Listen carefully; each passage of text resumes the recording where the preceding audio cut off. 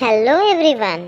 माय English book grade 3 म्हणजेच तिसरीच्या इंग्लिशच्या पुस्तकातील 1.6 flying man ही poem आज आपण पाहणार आहोत आणि त्यावरील असाइनमेंट्सही सोडवणार आहोत.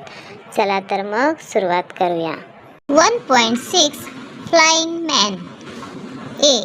Read and circle words related to flying. Flying म्हणजे उडणे. मग उडण्याशी संबंधित असे कोणकोणते शब्द इथे दिलेले आहेत ते वाचायचे आणि त्याला सर्कल करायचं आहे.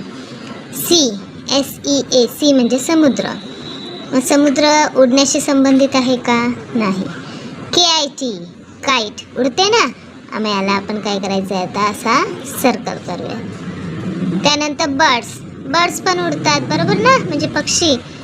मग पक्षी पण उडतात म्हणून आपण त्यालाही सर्कल करायचं आहे. नंतर बुक उडते का? नाही. पेन तुम्हीच सांगा आता, सर्कल करायचं का? नाही ना. एरोप्लेन, एरोप्लेन काय असेल? आकाशात उडते ना, म्हणून त्यालाही सर्कल करूयात. नंतर बस उडते का? नाही, तिथं रस्त्यावरून चालते हो ना, मग त्याला नाही सर्कल करायचं. आणि मॅन आपण उडतो का? नाही.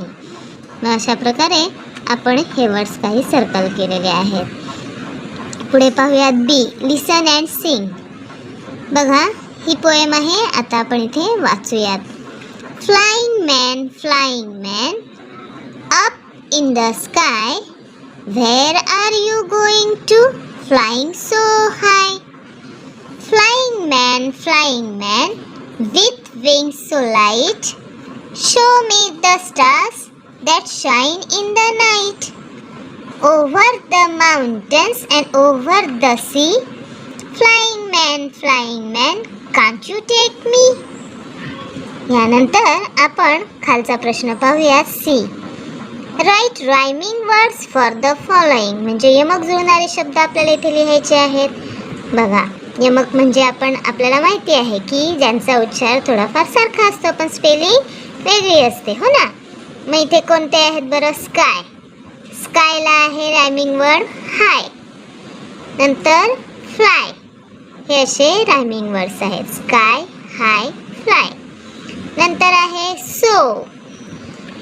सोचा रायमिंग वर्ड लिहू शकतो गो, नो.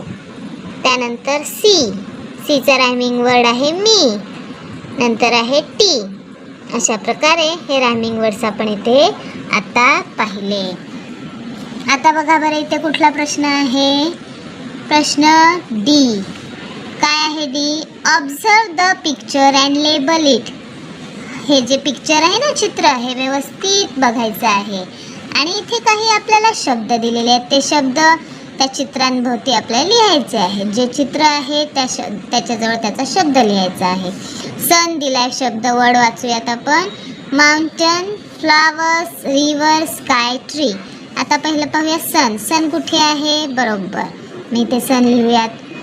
नंतर आहे माउंटन म्हणजे पर्वत, बरोबर. हे इथे पर्वत दिसत आहेत म्हणून इथे माउंटन लिहिलंय. नंतर फ्लावर्स म्हणजे काय बरं मुलांना? फुलं, बरोबर. तर इथे आपण फ्लावर्स लिहूयात. त्यानंतर आहे रिव्हर, नदी इथे दिसते ना पाणी आपल्याला, बरोबर, म्हणून इथे रिव्हर लिहूयात. नंतर आहे स्काय म्हणजे आकाश, म्हणून ह्या भागात आपल्याला स्काय लिहायचं. आणि ट्री म्हणजे झाड, म्हणून आपण इथे ट्री लिहिलेला आहे. चला तर पुढचं आहे E. Read and find the opposite words from the poem. बघा इथे अपोजिट वर्ड लिहायचे आहेत, म्हणजे विरुद्धार्थी शब्द, हो की नाही, माहिती आहेत तुम्हाला.